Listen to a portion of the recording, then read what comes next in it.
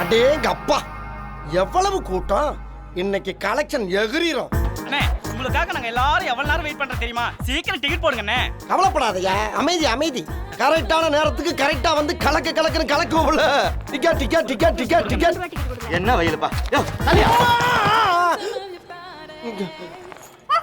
எங்க வந்து உமா குடுக்குற ராஸ்கல்? யோ, பொம்பளை உட்கார இடத்துல ஆம்பளைக்கு என்ன வேலை? எதிரியா? இங்க வாங்க, உங்களுக்கு வேற தனியா சொல்லணுமா? எதிர்த்து போய் வாங்கிட்டு. அத்தை வாங்க, வாங்க சீக்கிரம் உட்காருங்க. மச்சான் வா, இங்க வந்து உட்காரு. இங்க வா. தம்பி அங்க உட்காரு, எவன் வந்தாலும் உட்கார விடாத. வா. யோ, ஏன் இந்த கலவரம்? இடம் பிடிக்கத்தான்.